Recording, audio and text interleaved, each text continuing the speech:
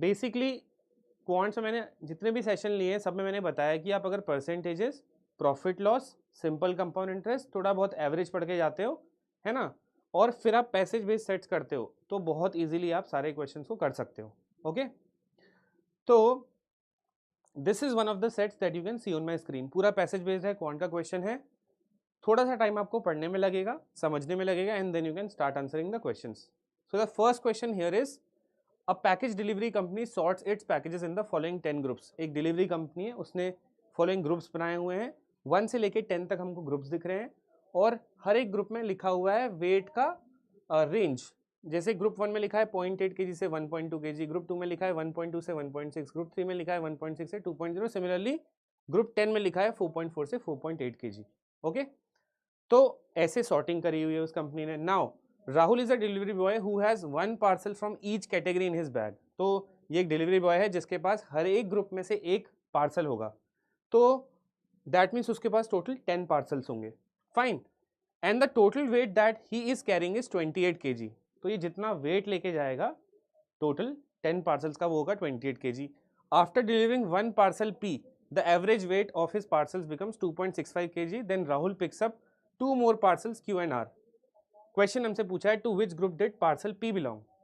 तो similar set आपका CLAT 2025 में भी 2024 में भी आया हुआ है, राइट, जिसमें क्लास बनाई हुई थी, वेट क्लास से 10 प्लेयर्स थे, 10 ग्रुप बने हुए थे। सिमिलर क्वेश्चन आपसे पूछा गया था, बिल्कुल इसी पैटर्न पे ये क्वेश्चन भी है। ओके, तो हमें सिंपल पूछना है, हमसे सिंपल पूछा हुआ है कि कौन से ग्रुप में पार्सल P था।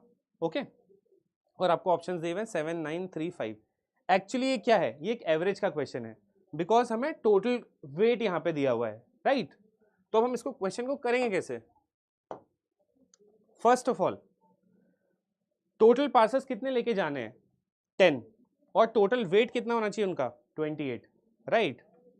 सो अगर आप देखोगे कि जो टोटल वेट है of all the parcels, it will be 28 into, okay, it will be, just a second, 28, right।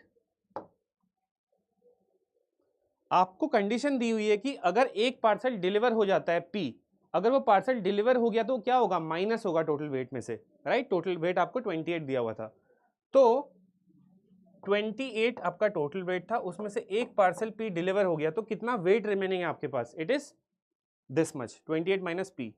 और एक पार्सल अगर डिलीवर हो गया है तो बचेंगे कितने, 9, because 10 were there, will be left with 9 parcels in total. And इसके बाद आपका जो एवरेज वेट आ जा रहा है इन 9 पार्सल्स का, दैट इज 2.65। यस और no. Now it's a very easy equation for me to solve. तो एक डायरेक्ट क्वेश्चन है, आप 1 मिनट के अंदर कर सकते हो। आपको सिंपली P की वैल्यू निकालनी है, right.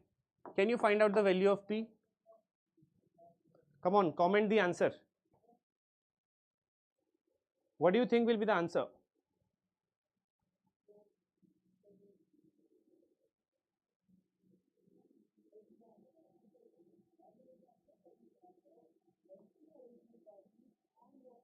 Solve this equation to get the value of P. So we will cross multiply. We'll get 28 minus P equal to 2.65 into 9. And हमें P की वैल्यू निकालनी है, so P would be 28 minus 2.65 into 9. Using this, you can find out the value of P very easily, isn't it? Come on, what is the answer that you are getting?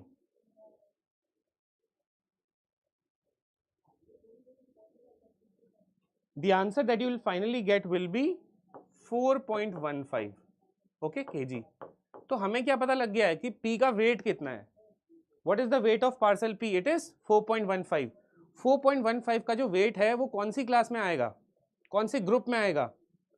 तो हमको दिख रहा है कि 4 kg तक के जो weights हैं वो ग्रुप 8 में है, राइट।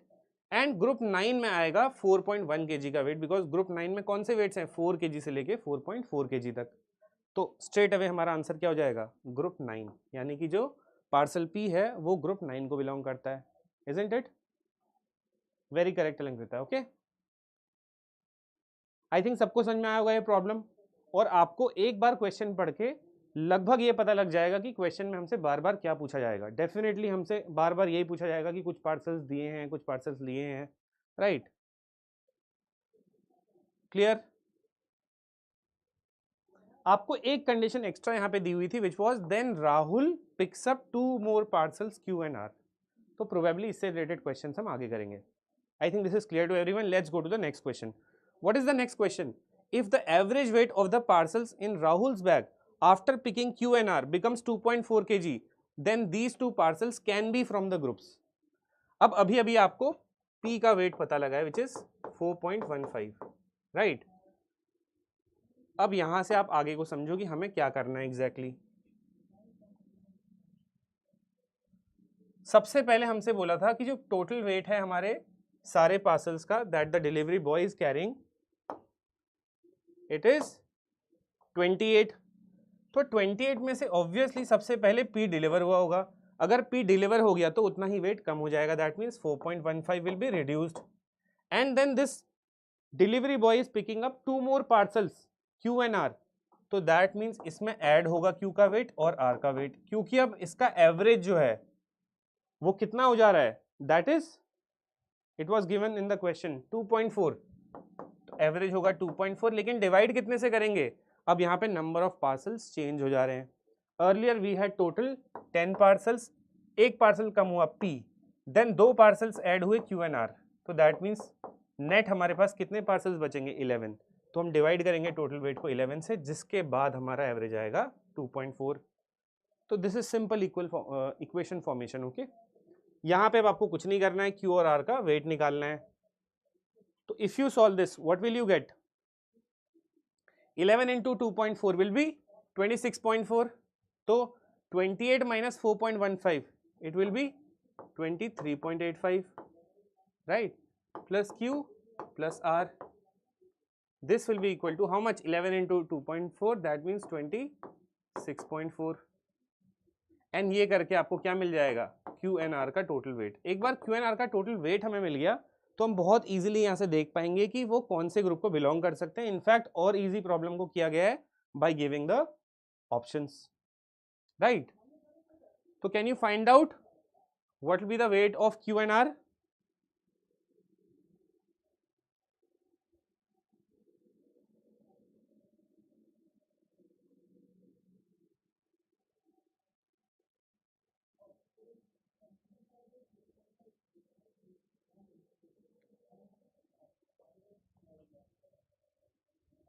सी 26.4 में से 23.85 जाएगा तो कितना मिलेगा आपको?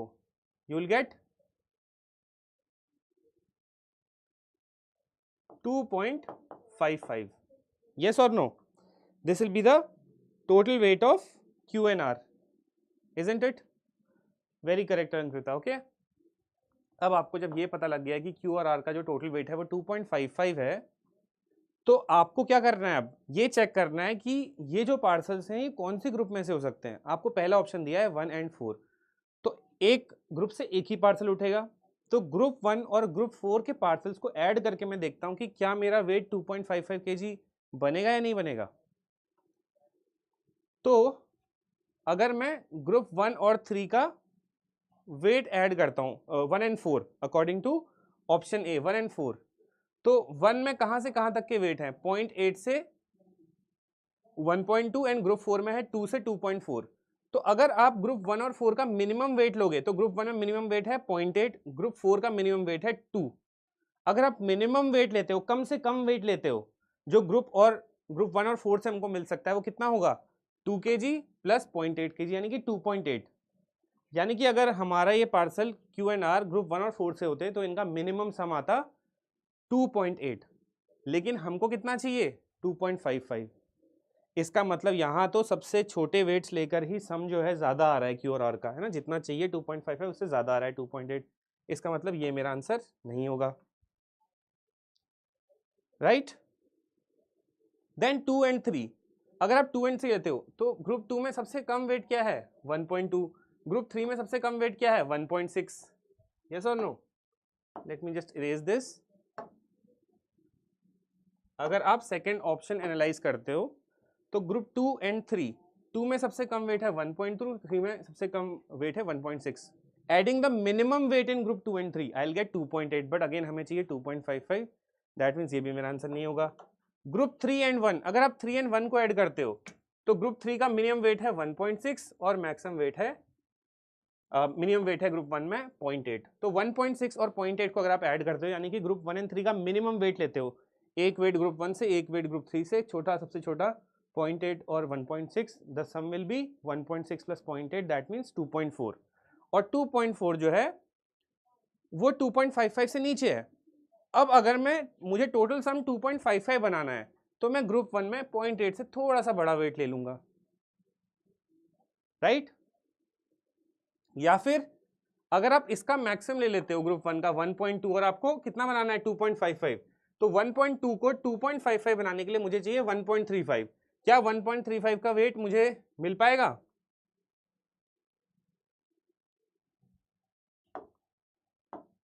See, you have to, I hope you understanding मैं क्या कह रहा हूं. This is a very important question, okay? हम चेक कर रहे हैं ग्रुप 1 and 3. ग्रुप 1 में सबसे छोटा वेट है 0.8, ग्रुप 3 में सबसे छोटा वेट है 1.6. तो 1 and 3 का सबसे छोटा वेट कितना हो रहा है 2.55. क्या 1 और 3 में कोई भी ऐसे दो वेट्स उठा करके मैं 2.55 का सम बना सकता हूं? बिल्कुल बना सकता हूं, राइट? अगर मैं यहां से ले लूं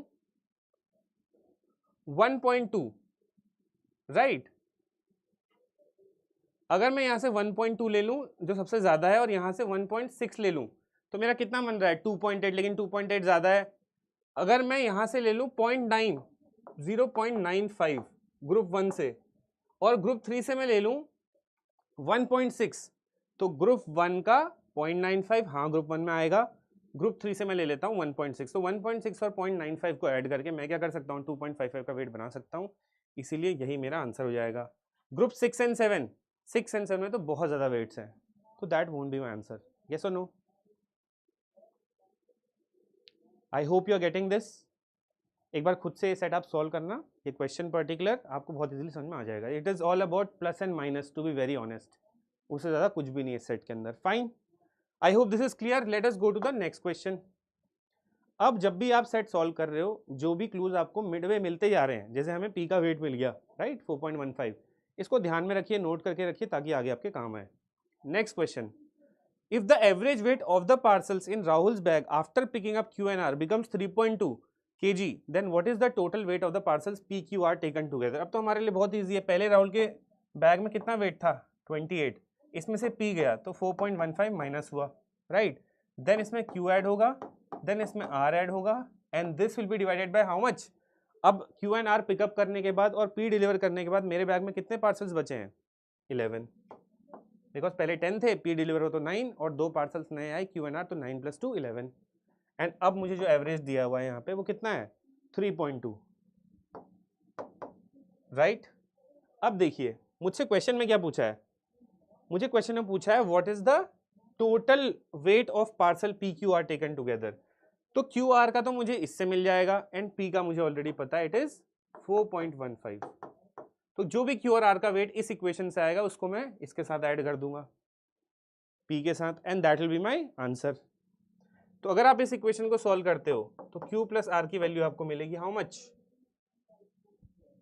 कितना आएगा कैलकुलेट करके? इट विल बी 32, 3.2 एंड 11 कितना होगा 35.2. 35 में से 28 माइनस होगा, 7 बचेगा, 7 में 4 ऐड होगा तो 11 पॉइंट समथिंग, राइट? यस और नो?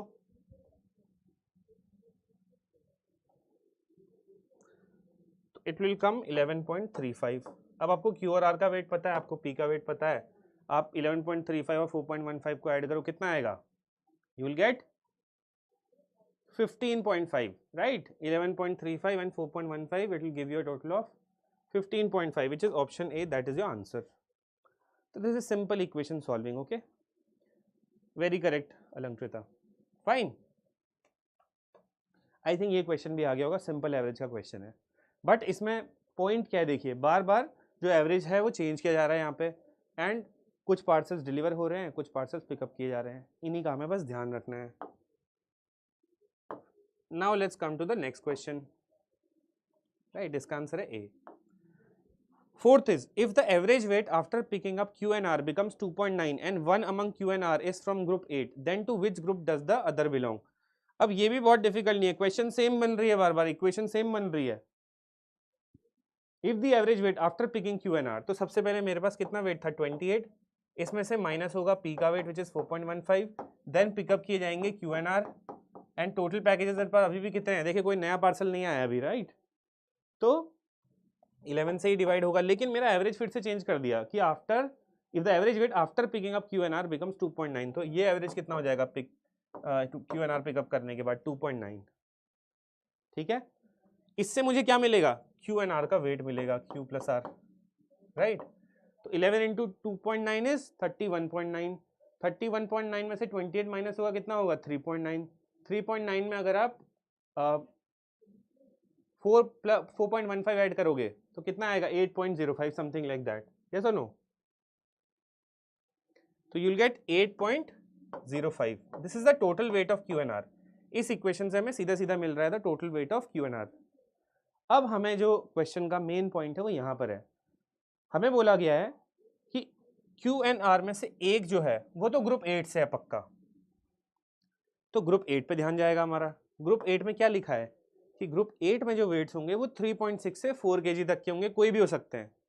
तो अगर मैं ले लेता हूं कि Q जो है, क्योंकि हमें सिंपल बोला था कि one among Q N R, यानी कोई भी एक जो है वो ग्रुप 8 से हो सकता है, तो Q का मैं वेट मान लेता हूं, Q 3.6 से लेके 4 तक कुछ भी हो सकता है, और टोटल सम मेरे को कितना चाहिए 8.05। अगर ये Q की रेंज है तो R कहां से कहां तक हो सकता है, अगर Q 3.6 है तो मेरा R कितना होगा 4.45, यस और नो, तभी तो Q और R का जो सम है वो 8.05 आएगा, यस और नो। और अगर Q 4 kg का है तो ये कितना होगा 4.05, तो मुझे मिल गई है रेंज R के वेट की। R की जो वेट की रेंज होगी वो होगी 4.05 से 4.45, तो 4.05 से 4.45 ये कौन से ग्रुप में आ रहा है, ऐसा कोई भी ग्रुप नहीं है जिसमें 4.45 से 4.05 यानी कि 4.05 kg से लेके 4.45 kg का वेट हो। बस मैं ये देख लेता हूं कि 4.05 kg का वेट कहां कहां आ सकता है। 4.05 kg का वेट ग्रुप 9 से हो सकता है, और 4.45 का वेट कौन से ग्रुप से हो सकता है, it will be from group 10 only. तो यानी कि मेरा जो दूसरा पार्सल है वो ग्रुप 9 से हो सकता है या 10 से हो सकता है, यस और नो।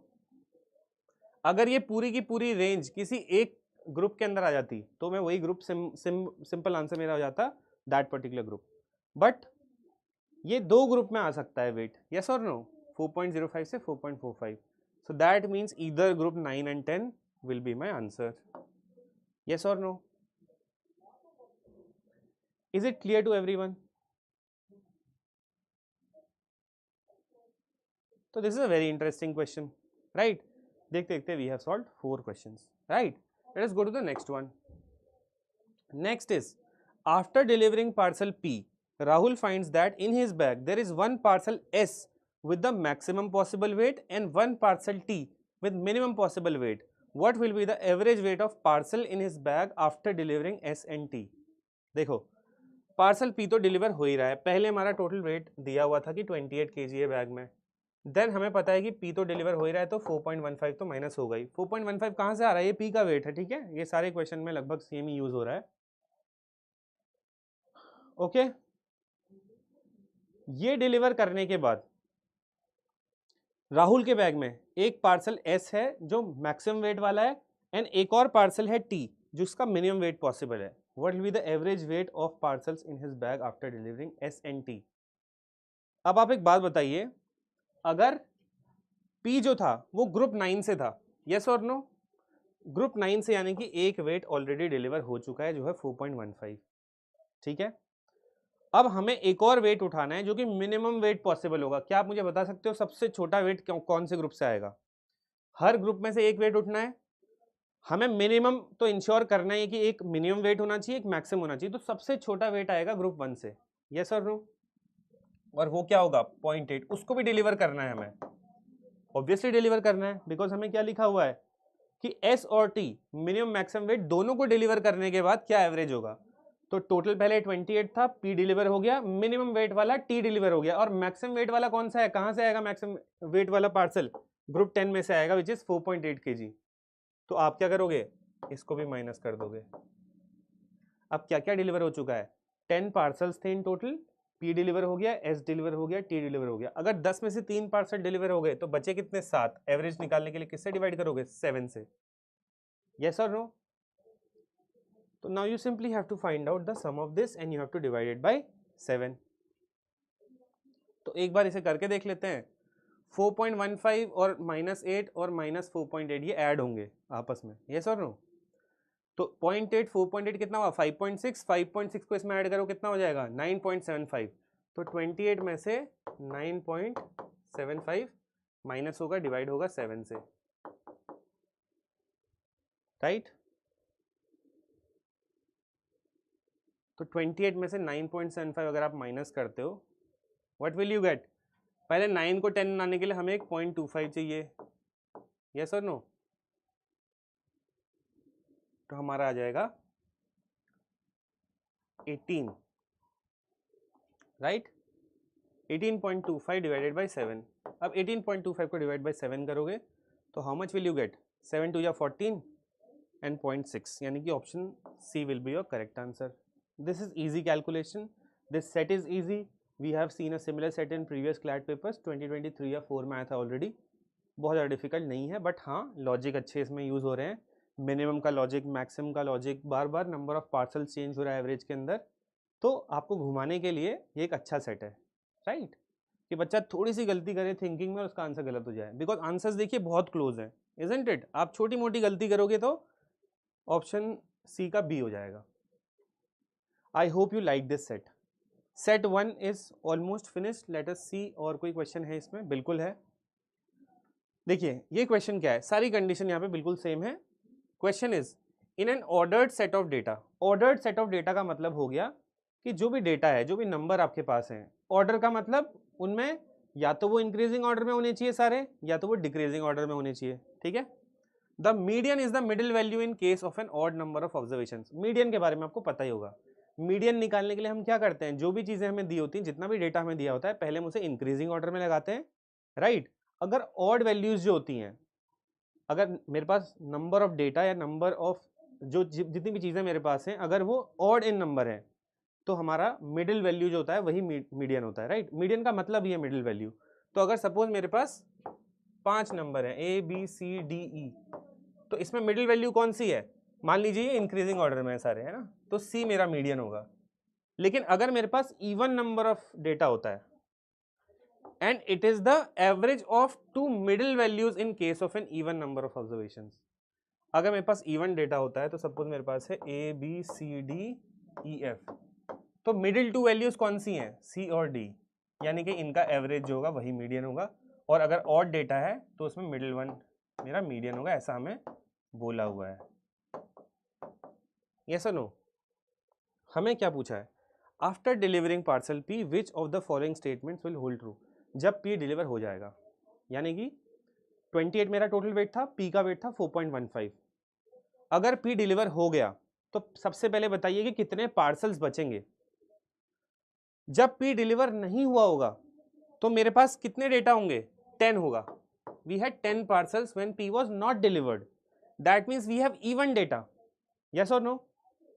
अगर मेरे पास इवन डेटा होता तो मेरे दो मिडिल के ग्रुप्स कौन से आते इन 10 में से? ये दोनों लास्ट के हो गए, फिर ये दोनों लास्ट के हो गए, फिर ये दोनों लास्ट के हो गए, देन ये दोनों। तो ग्रुप 5 और 6 से मेरा मीडियन निकलता। कैसे? ग्रुप 5 और 6 से इवन केस में मीडियन कैसे निकलेगा? जो मिडिल टू वैल्यूज है उनका एवरेज करना पड़ेगा। तो दोनों वैल्यूज का सम लो डिवाइडेड बाई 2। अगर ग्रुप 5 एंड 6 में मिनिमम वेट हम उठा रहे होते तो 2.8 plus 2.4 these are the minimum weights in group 5 and 6। तो इनका मीडियन क्या होता है 2.4 plus 2.8 divided by 2, that means 5.2 divided by 2, that means 2.6 मेरा मीडियन होता। अगर मैक्सिमम वेट उठ रहा होता तो 2.8 प्लस 3.2 6 बाई 2 इज 3, तो मेरा मीडियन लगभग इस रेंज में रहना चाहिए था। कब? जब मेरा डेटा इवन था, यानी कि जब मेरा P अनडिलीवर्ड था। लेकिन जब P डिलीवर हो गया, P का वेट क्या था 4.15 was the weight of P। अगर P डिलीवर हो गया तो मेरे पास कितने डेटा बचेंगे, यानी कि मेरे पास कितने वेट्स बचेंगे 9 वेट्स। और 9 कैसा नंबर है, ऑड नंबर है। तो 9 के केस में कौन सा ग्रुप जो होगा वो मीडियन देगा हमें, सी। ग्रुप 9 से था P, ये डिलीवर हो गया तो इसे हम कंसिडर अब नहीं करेंगे, राइट। तो अब मिडिल ग्रुप कौन सा बनेगा 1 2 3 4 5 6 7 8 9 ग्रुप मेरे पास है, तो यानी कि फिफ्थ ग्रुप 1 2 3 4 5। ये मिडिल ग्रुप मुझे क्या देगा, मीडियन देगा जब P डिलीवर हो गया है। तो अकॉर्डिंग टू ऑड डेटा जब P डिलीवर हो गया है मीडियन क्या होना चाहिए 2.4 से 2.8। लेकिन जब तक जो P था वो अनडिलीवर्ड था तो मेरा मीडियन कहाँ आ रहा था 2.6 से 2.3। हमें क्या दिख रहा है, जब P अनडिलीवर्ड था तो मीडियन था 2.6 से 3। जब P डिलीवर हो गया तो मीडियन कहाँ आ गया है, गिर गया है, इट हैज डिक्रीज्ड। 2.6 से 3 होना चाहिए था, लेकिन अब कितना हो गया है 2.4 से 2.8। तो क्या हुआ है, मीडियन डिक्रीज हुआ है। That means option B is your answer. तो एक्चुअली ये क्वेश्चन बहुत ज़्यादा सॉल्व करने वाले हैं नहीं। They are checking all your concept. Median किसको पता है, एवरेज में चेंज होता है तो किसको पता है, कौन जल्दी कैलकुलेट करेगा, that's it. I think this set is clear. मैंने इस सेट में थोड़ा ज़्यादा टाइम लिया है because I wanted you guys to understand well. आगे आने वाले सेट्स को हम थोड़ा फास्ट करेंगे, okay. Let's go head. Now we have this set. Again यहाँ पे हमें क्या दिख रहा है, यहाँ पे हमें एक टेबल दिख रही है first of all, right. And the question is the following data is regarding the employment status of two categories of people A and B in a state. The table below shows the number of category A and category B people that are employed in private sector companies and public sector companies in the state during the 4-year period from 2018 to 2021. Okay, तो category A और category B के लोग हैं, दो type की employment से, एक है प्राइवेट एक है पब्लिक, राइट। और इस टेबल में हमें सब कुछ दिया हुआ है 4 ईयर पीरियड में किस कंपनी के कौन से टाइप एम्प्लॉयमेंट में लोग थे। तो 2018, 19, 20, 21 ए प्राइवेट में कितने लोग एम्प्लॉयड थे, ए पब्लिक में, और बी का प्राइवेट एंड पब्लिक दोनों साथ में जोड़ के दिया हुआ है, राइट। दो एक्स्ट्रा कंडीशंस हमको दी हुई हैं, which is total number of category A person in 2018 is 5000। Second is total number of category A person working in the private sector during 2019 and 20 are 15,400। तो एक चीज देखो, number of category A persons in 2018 is 5000।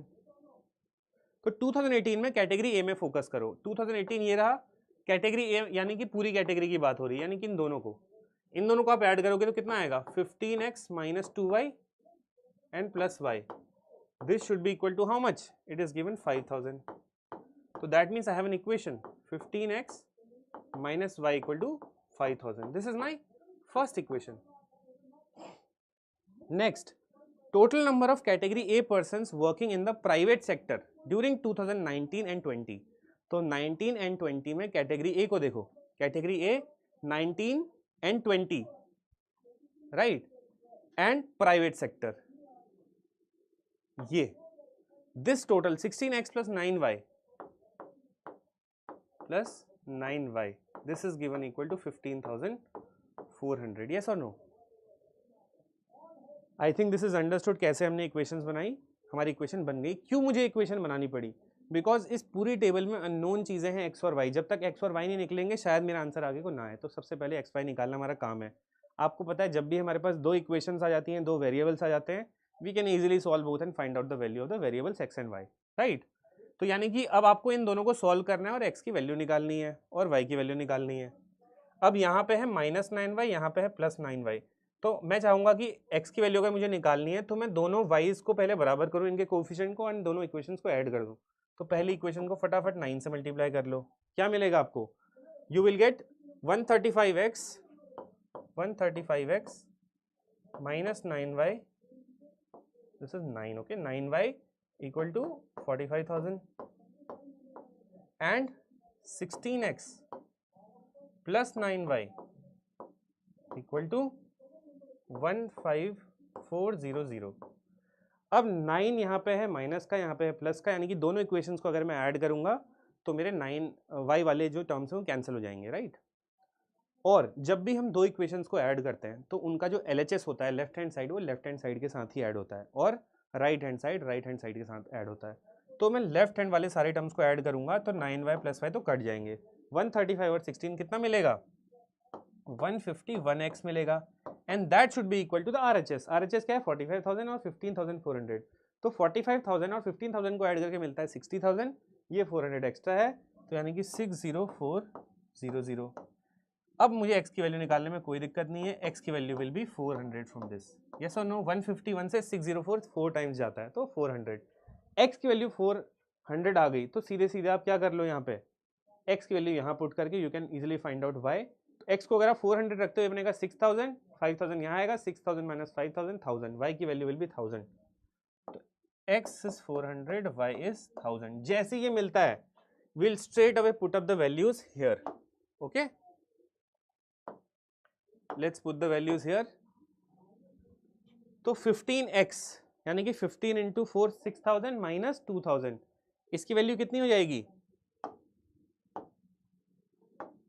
what will be the value of the terms in my table,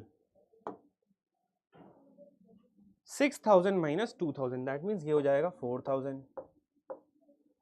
16 into 400 will be 6400, 9 into 1000 will be 9000, y will be 1000, right। तो मेरी सारी values मुझे अपने table में मिल गई। अब कुछ नहीं होगा, डायरेक्टली क्वेश्चन पे आइए, पढ़िए, सॉल्व कीजिए, आंसर निकालिए, that's it, right. But let us see कि कितनी कॉम्प्लेक्स कैलकुलेशंस हमको करनी पड़ती हैं। I hope everybody is understanding, ठीक है।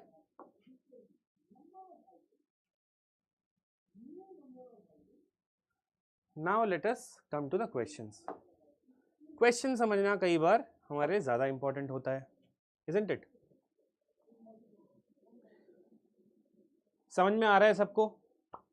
तो question 1 is in the year 2019 में the total number of category A people that were employed was approximately what percentage of the total number of employed category B people in that year। तो 2019 की बात हो रही है, तो हम सिर्फ और सिर्फ 2019 पे फोकस करेंगे। The total number of category A people, तो कैटेगरी ए पे फोकस करेंगे, और हमें प्राइवेट पब्लिक कुछ नहीं बोला है, तो यानी कि हम पूरे कैटेगरी ए लोगों को ले लेंगे, इजंट इट। तो ए कैटेगरी लोगों को अगर मैं ऐड करता हूं तो कितना मुझे मिलेगा 2019 में, इट विल बी 6400 प्लस 1600 यानी कि 8000, isn't it। 2019 में अगर मैं ए कैटेगरी लोगों को लेता हूँ, was approximately what percent of total number of employed category B people in that year। तो अगेन 2019 में ही हमें B पे भी जाना है, और B कितना है इन 2019, B में कितने लोग एम्प्लॉयड हैं, 10,800। सो 8000 इज कितना परसेंट, दैट मीन्स से x% ऑफ 10,800, isn't it। तो 100 से 100 गया, x will be 8000 अपॉन 108। तो आपको सिंपली क्या करना है, x की वैल्यू निकालनी है। नाउ फर्स्ट लुक में हम देख सकते हैं कि 108 से अगर हम 800 को ऊपर डिवाइड करते हैं तो कितना आता, 7 टाइम्स आता, 8 टाइम्स तो नहीं आता। तो यानी कि 80 समथिंग में भी नहीं आएगा आंसर, और 60s में भी नहीं आएगा, 70 समथिंग में आएगा। तो 60 वाले तो ऑप्शन सीधे सीधे एलिमिनेट कर दो। अब यहाँ देखो, ये जो दो ऑप्शन हैं, इसमें है 74, इसमें है 72, यानी कि अगर मैं खाली बस आगे के दो पॉइंट्स तक, मतलब पॉइंट तक भी नहीं जाना है, मैं सिर्फ इनिशियल 2 पॉइंट्स तक अगर मैं कैलकुलेट करता हूँ 74 72 तक, मुझे पक्का पता लग जाएगा मेरा आंसर क्या है। तो 4 से मैं दोनों को कैंसिल कर सकता हूँ, 4 से जाएगा 2000 बार, 4 से जाएगा कितनी बार, 27। तो 27 से 2000 को डिवाइड करना बहुत ज़्यादा डिफिकल्ट तो है नहीं, फटाफट इतनी टेबल्स आपको इसलिए पढ़ने को कहा जाता है, isn't it। तो 27 कितना करोगे, 27 7 जा 189, बचेगा कितना 110। तो अब कितना आएगा 27 4 जा 108। तो यानी कि 74 पे मुझे पता लग गया कि भाई ये तो ऑप्शन नहीं होगा, option B is the correct answer. That's it. That's the level of this question. बहुत ईजी है, बहुत ज़्यादा डिफिकल्ट नहीं है. I hope this is clear to everyone. Understood? चलो, अगर आपको बीच में कोई डाउट्स आते हैं, you can always ask doubts as well. Okay, I will explain. तो so far we have solved how many questions? We have solved approx 6 questions, right? Now let us come to this question. What was the absolute difference between? देखिए, मैं आपको ये session इसीलिए करा रहा हूँ because इसमें कई सारे नए टर्म्स आएंगे. What is the meaning of absolute difference? जब भी डिफरेंस की बात या एब्सोल्यूट डिफरेंस की बात आएगी, आप कभी भी साइन को कंसिडर नहीं करोगे, राइट? यानी कि अगर आपको 400 दिया है और 200 दिया है, ठीक है, इनका डिफरेंस कितना है? सिर्फ इनके बीच का गैप देखिए आप, कितना है? 200. तो चाहे आप 200 में से 400 माइनस करो या 400 में से 200 माइनस करो, आंसर चाहे प्लस में आए माइनस में आए, आप सिर्फ और सिर्फ साइन को हटा दोगे, सिर्फ नंबर को देखोगे. What is the difference? Difference is 200. तो डिफरेंस जो होता है, इट हैज नो साइन. यहाँ पे एब्सोल्यूट डिफरेंस है, कंफ्यूज नहीं होना. एब्सोल्यूट डिफरेंस का मतलब भी है कि सिंपल डिफरेंस होता हो बस. What was the absolute difference between the number of category A people and the number of category B people that were employed in private or public sectors during the given 4-year time period? Okay? यानी कि category A people में हमें कोई private public कुछ नहीं बोला है, दोनों को लेना है हमें, प्राइवेट और पब्लिक. तो कैटेगरी ए में टोटल कितने लोग एम्प्लॉयड थे वो, कैटेगरी बी में कितने थे वो, इन दोनों का डिफरेंस हमें निकालना है. Not a tough question for us. B का जल्दी जल्दी सम कीजिए, कितना होगा? 8500 और 7400. It will be 15900. इन दोनों का अगर आप सम करते हो कितना आएगा? 10800 और 5500. You will gate 16300. How much will you gate? 0 0 2 and यहाँ पे हमें मिलेगा कितना? विल गेट 2 एंड यहाँ पे मिलेगा 3. तो लगभग 3220 00, right?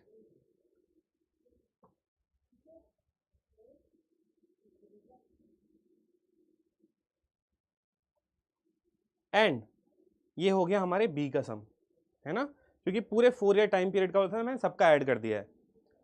Category A people, category A people को ऐड कीजिए. 1000 1600 2400. तो 24 और 16 4000 है. 4000 5000 5000 और 2100 कितना हो गया? 7100. तो इस पूरे कॉलम का सम है 7100. इस पूरे कॉलम का सम देखिए, 4 और 9 कितना हुआ? 13 13 और 6 19 19 400. 19 400 में 400 19 800. 19 800 में आप 1000 ऐड कीजिए, कितना आएगा? 27 800, राइट? अब आपको इन दोनों को ऐड करना है, क्योंकि आपको ए का पब्लिक प्राइवेट दोनों लेना है. तो 27 800 और 7100 को ऐड करोगे तो पहले तो 34 800 34 900 34 900 मेरा ये सम बनेगा. तो what is the difference between 32 200 and 34 900? 30 30 तो दोनों में ही है. तो 2200 और 4900 का डिफरेंस निकालो. तो 4900 minus 2200, you will gate 2700. Which will be your answer? Option D. I think that is clear. Not a difficult question again. Simple सी इक्वेशन बन रही थी, उससे सब कुछ निकल गया. आप तो सिर्फ टेबल में से डेटा पिकअप करना है. I think this is understood. Let us try to solve the next question. So please stay till the end. Okay? आपको काफ़ी नई चीज़ें सीखने को मिलेंगी, और कैसे आप अपने डेटा को एफिशिएंटली टेबल में लिख सकते हो या फिर अपनी शीट पे लिख सकते हो, ताकि वो डेटा लॉस्ट ना हो, right? So okay, I erase the data by mistake. 6000 and 2000, ये था 4000, ये था 6400, ये था 9000, ये था आपका 1000, है ना. इसको हम बार बार यूज करेंगे अब, ठीक है? तो एक जगह पे आप हमेशा अपना डेटा लिख के रहिए, ताकि आप यूज करते रहो बार बार उसको in all the questions. Next one, the ratio of category A people employed in public sector in 2020. category A people public sector 2020. 2020 में आओ, A में आओ, पब्लिक में आओ, कितना है? 2400, right? and those from category B employed in private in 2019. अब B में प्राइवेट 2019 अलग से दिया नहीं है, तो अभी के लिए मैं क्या करता हूँ, पहले तो रेशियो लिख लेता हूँ अपना. 2020 में A में क्या? पब्लिक। तो a public 2020 is 2400. Let me change the color. 2400 and हमसे क्या बोला है इसके नीचे? कैटेगरी बी के एम्प्लॉयड लोग प्राइवेट वाले, तो यहाँ पे मैं बी प्राइवेट को PRI समथिंग लाइक दिस ऐसे लिख लेता हूँ, ठीक है। Be employed in the private sector in 2019, तो 19 की बात हो रही है, 19 का डेटा है, ठीक है। ये आपका कितना है? 4/5। इससे मुझे क्या मिलेगा? बी प्राइवेट इन 2019 मिल जाएगा। तो ये ज़्यादा डिफिकल्ट है नहीं, 4 से 2400 गया, 600, 600 इंटू 5 इज 3000। तो बी का private employees in 2019 was how much? 3000, है ना। 600 इंटू 5 3000। अगर बी में 2019 में टोटल कितने एम्प्लॉयज थे? 10,800, राइट। और प्राइवेट में कितने हो जाएंगे? 3000। तो बचे हुए कितने हो जाएंगे? 10,800 माइनस 3000, जो कि कितना हो जाएगा? 7,800। ये आपके क्या हो जाएंगे? 2019 में बी के पब्लिक एम्प्लॉयज। आपसे पूछा क्या है? What is the number of category B people employed in the public sector in 2019? Again सीधा मेरा आंसर आ गया, that is 7,800, option C, isn't it? That's it, right? That's it with the problem. Let's come to the next one. I think आप समझते जा रहे हो। अब देखिए हमें थोड़ी स्पीड बढ़ानी पड़ेगी and we have to understand in one go, okay? अगर आपको कोई डाउट आता है you can keep commenting. So let's go to the next one.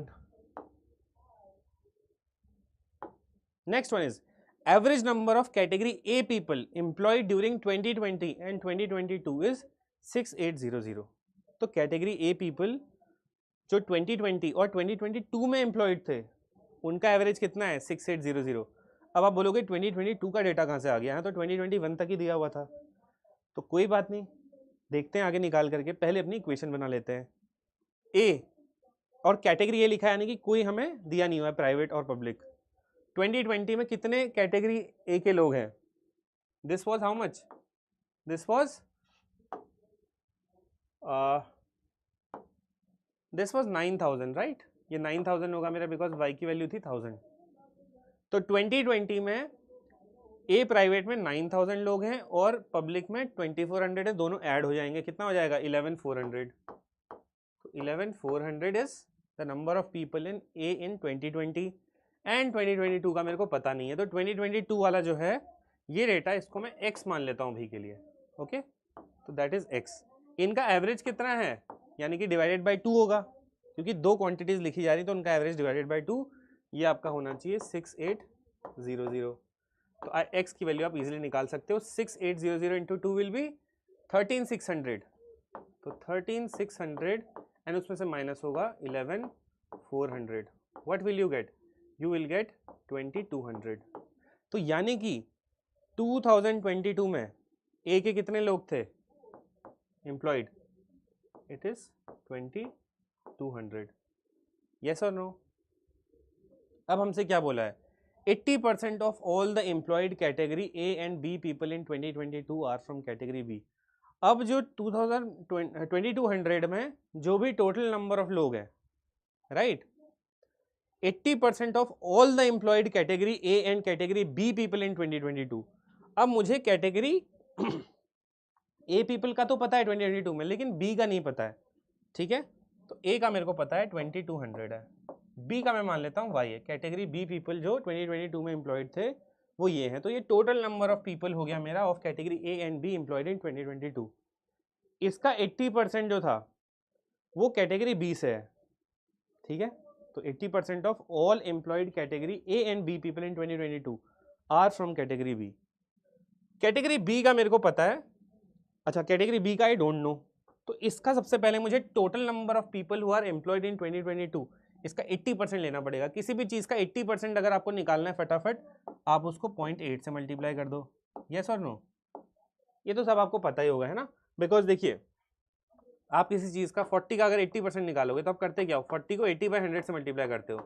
तो 80/100 एक्चुअली 0.8 ही होता है, तो डायरेक्टली आपने उस चीज़ को 0.8 से मल्टीप्लाई कर दिया। तो अगर आप 2022 में 2022 में कैटेगरी ए और बी जो टोटल नंबर ऑफ पीपल हैं उसका 80% निकालोगे तो that will be equal to what, category B people in 2022, और कैटेगरी बी को मैंने अभी भी अज्यूम किया था कि वो वाई है, राइट। अब आपको कुछ नहीं करना, आपको इसे सॉल्व करना है, वाई की वैल्यू निकालनी है, वो हो जाएगा number of category B people employed in 2022। तो 0.8 इंटू 1200 कितना आएगा, 1760, 1760, राइट, एंड प्लस 0.8y। तो ये प्लस 0.8y वहां जाएगा, y से माइनस होगा तो कितना बनाएगा, 0.2y, और y की वैल्यू यहाँ से क्या आ जाएगी, 8800। आई hope you can solve this very easily. 0.2 का 10 यहाँ मल्टीप्लाई होगा, 17600 डिवाइडेड बाई 2 8800। हमसे क्या पूछा गया है, find the increase in the number of employed category B people from 2021 to 2022। तो 2021 में बी में टोटल एम्प्लॉयड कितने थे, एम्प्लॉयड 8500, और अब कितने निकल के आ रहे हैं 8800। कितना है डिफरेंस, इंक्रीज, कितना इंक्रीज हुआ, 8500 से कितना 8800 हो गया, यानी कि 300 लोग बढ़े हैं। That means option A is my correct answer. Yes और नो, यस और नो। तो देखिए इस क्वेश्चन से हमें क्या सीख मिलती है कि क्वेश्चन इजी होगा लेकिन डेटा निकालना, पढ़ना, उसकी इक्वेशन बनाना कंफ्यूजिंग हो सकता है, लेकिन अगर आप एक बार में जा रहे हो, सिंगल वे में जा रहे हो, सही जा रहे हो बिल्कुल, तो that is the best way to solve a question, because वापस आने का टाइम आपके पास मिलेगा नहीं। इसीलिए मैंने आपको एक क्वेश्चन कराया कि कैसे उसी चीज़ को पढ़ना है टेबल के अंदर जो आपको रिक्वायर्ड है क्वेश्चन के अंदर। एंड ये देखिए आपके लिए एक सरप्राइज था कि 2022 का डेटा पूछ रहा था। 2022 का डेटा कैसे निकला वो भी मैंने आपको बता दिया है। Fine, let us go to the next question now. We have solved 4 from this. If 50% of total category B people during all 4 years are working in the private sector, then find the total number of people, both category A and category B, working in the public sector during all the 4 years. तो सबसे पहले 50% of total category B people in 4 years ये निकालना है हमको। कितना है total, देखिए 16300 और 15900। आई थिंक हमारा जो टोटल निकल के आया था 16300 का, 16300 is this, and 15900 that was 002 32200। 32200 का 50% निकालोगे अगर, तो इसको डिवाइड बाय 2 करोगे यानी कि 16100 आएगा, right.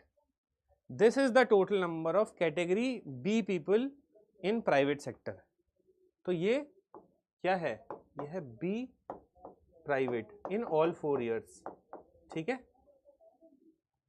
Then find the total number of both category A and category B people working in the public sector during all 4 years।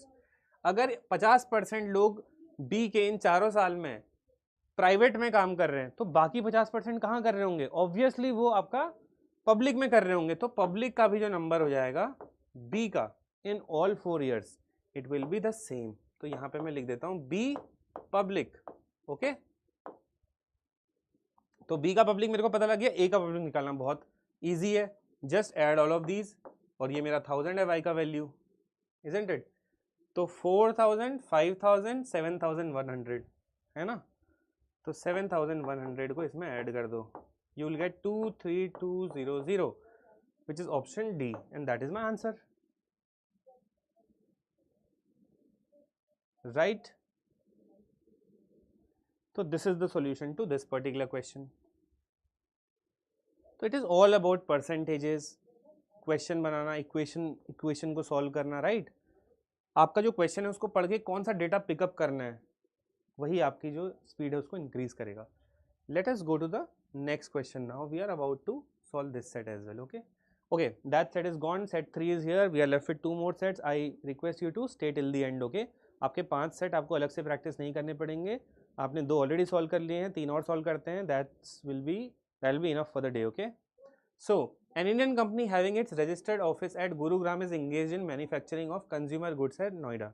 The goods manufactured by the company are sold in Indian market and exported to Europe. Company produces 5 products, namely PQRST, total production of the company for the financial year 2021 से 2022 is 3000 ton. तो production पहला data जो हमको set में मिला है 3000 ton production बोला है। And the turnover of the company is 50 million. तो 50 मिलियन मेरा टर्नओवर है, 3000 टन का मेरा प्रोडक्शन है। And analysis of the production and the net revenue generation shows that production of product is 21% of total production and 18% of the turnover is attributed to product P. तो जो मेरा product 5 product बन रहे थे, total production जो हुआ है 3000 का, उसमें से 21% पी है। और इसके थ्रू जो पी ने रेवेन्यू कमाया है, टोटल रेवेन्यू क्या था 50 मिलियन, उसका 18% जो होगा वो पी की कमाई है, right. Turnover means revenue only, okay. Then production of Q is 16% of the total production and 17% of the turnover is attributed to Q. अब सबका डेटा दिया हुआ है, जैसे पी का दिया हुआ है ना कि टोटल प्रोडक्शन में से पी का कितना परसेंटेज है और पी का कितना टर्नओवर में से कितना परसेंट है, वैसे क्यू का भी दिया है, वैसे आर का भी दिया है। R account for 18% of total production, 20% of the turnover. S account for 20% of total production, 25% of turnover. And T account for 25% of total production, 20% of turnover. इसका मतलब पूरे क्वेश्चन में मुझे टर्नओवर और प्रोडक्शन का अगर आइडिया लग जाए तो मैं बहुत इजीली क्वेश्चन कर सकता हूँ। Let us come to the first question. What is the percentage of profit earn from the sale of R. Percentage of profit earn, profit loss का एप्लीकेशन आ गया यहाँ पे, और सिर्फ आर पे फोकस करना है। If the expenditure incurred on production of R is 15,000 per ton. तो पहले ये देखेंगे कि आर का प्रोडक्शन कितना है, क्योंकि पहले जो टन में हमें पर टन प्रोडक्शन का हमें रेट दिया हुआ है एक्सपेंडिचर के लिए, सबसे पहले देखेंगे कि आर प्रोड्यूस कितना हुआ है। तो टोटल प्रोडक्शन था 3000 टन, तो आर का हम निकाल रहे हैं। 3000 जो था वो टोटल प्रोडक्शन था। आर कितना परसेंट प्रोडक्शन लेके गया, R account for 18% of total production, तो इसका 18% निकालो, right. Zeros gone, we get 540 ton. 540 ton जो है वो आर प्रोड्यूस हुआ है। और आर ये क्या है, टन्स का प्रोडक्शन है, उस पर एक्सपेंडिचर कितना हुआ है 15,000 पर टन। तो मैं आर का टोटल एक्सपेंडिचर निकाल लेता हूँ। एक्सपेंडिचर यानी कि कॉस्ट प्राइस ही हुआ एक तरीके से, ओके। सीपी यानी कॉस्ट प्राइस। तो 540 टन प्रोड्यूस हुआ है और हर टन पे 15,000 कॉस्ट आई है, राइट। तो ये हो गया मेरा टोटल खर्चा। अब मुझसे क्या पूछा है, what is the percentage of profit earn. अब प्रॉफिट में जब प्रॉफिट निकालने के लिए मुझे दो चीज़ें चाहिए, एक तो सेलिंग प्राइस, एक कॉस्ट प्राइस। कॉस्ट प्राइस या फिर एक्सपेंडिचर मुझे मिल गया है, मुझे निकालना है अपना रेवेन्यू या फिर सेलिंग प्राइस। हमें क्या बोला था कि जो टोटल रेवेन्यू हमें मिला है वो है 50 मिलियन, और आर जो है, R accounts for 20% of turnover. तो 50 मिलियन का 20% जो पैसा रेवेन्यू आया होगा, सेल करके आया होगा, वो आर का होगा। तो आर का अगर मैं टोटल यहाँ पे रेवेन्यू लिखूँ, रेवेन्यू, या फिर मैं इसे टर्नओवर कहूँ, ठीक है, या फिर मैं इसे सेलिंग प्राइस कहूँ, टोटल सेलिंग प्राइस, वो कितना होगा 50 मिलियन का 20%। 20% यानी कि 1/5 या फिर 20/100, या फिर उस चीज़ को 0.2 से मल्टीप्लाई कर दो, राइट। तो कितना आ जाएगा ये 10 मिलियन।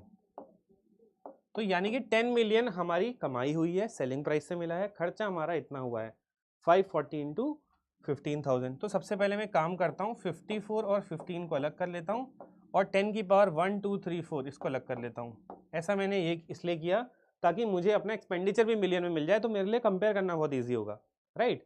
अब 54 इंटू 15 कितना होता है, 15 5 750 और 60 यानी कि 81। तो 8.1 मिलियन जो होगा ये मेरा टोटल खर्चा हुआ एक्सपेंडिचर, और मेरी जो सेलिंग प्राइस या फिर टर्नओवर है वो है 10 मिलियन। तो ये हो गया selling price 10 million, cost price 8.1। आपको निकालना है profit percent. What is the formula for profit percent, it is profit upon CP या फिर खर्चा या फिर एक्सपेंडिचर इनटू 100। तो प्रॉफिट कितना हुआ है 10 माइनस 8.1, दैट मीन्स 1.9। खर्चा कितना हुआ है 8.1 into 100. Now you simply have to calculate the value of मतलब परसेंटेज में इसकी वैल्यू निकाल लो। तो दिस इज बेसिकली पॉइंट में से पॉइंट कैंसिल हुआ 19/81। तो 81 से अगर आप 19 को डिवाइड करते हो तो पॉइंट लगा 0/2, यानी कि 20 पॉइंट समथिंग है। देखो सारा सब कुछ 20 में चल रहा है, हमें सीधा पता है कि डायरेक्ट 20 तो नहीं है, तो ये ऑप्शन कैंसिल हो गया। तो 0.2 कितना आएगा 162, एंड बचेगा मेरे पास 28। पॉइंट है तो 0 बढ़ेगा, 81 3 जा तो 23 point something, which is 23 point something, option B, that is my answer. Yes और no, that is my answer. Very easy question, सब कुछ दिया हुआ है, इतना प्रोडक्शन इतना टर्नओवर है, एक बार आपको टर्नओवर और जो प्रोडक्शन है उसका सब कुछ समझ में आ गया तो आप इजीली कर लोगे। ठीक है, चलो let's go to the next question. Okay,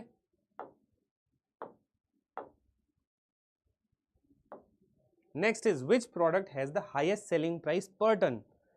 अब मुझे निकालना है कौन से प्रोडक्ट की सबसे हाईएस्ट सेलिंग प्राइस होगी पर टन। यहाँ पे लगेगी कैलकुलेशन, क्योंकि P Q R S T सबका सेलिंग प्राइस पर टन निकालना पड़ेगा। अब फटाफट एक काम करते हैं, सबसे पहले मुझे ये बताओ कि जो पी होगा वो कितना प्रोड्यूस होगा। ठीक है, सेलिंग प्राइस पर टन, तो पी ने टर्नओवर का कितना जनरेट किया होगा। यहाँ पे लिखा हुआ है P is 21% of total production, 18% of turnover. 50 का 18%, ये आप वर्बली भी निकाल सकते हो, हर चीज़ पेपर में लिखना ज़रूरी नहीं है, आप अपने मन में भी कुछ चीज़ें कर सकते हो, आपको थोड़ी सी स्पीड गेन होगी इससे ना। 50 का 18% अगर आप निकालते हो तो दैट इज इक्वल टू 9, है ना। तो जो मेरा पी, देखिए पी तो पहले ऑप्शन में है ही नहीं, तो सबसे पहले पी का निकालो ही मत। Let us directly focus upon Q. ठीक है, क्यू का क्या है, Q is 16% of the total production and 17% of the turnover is attributed to Q.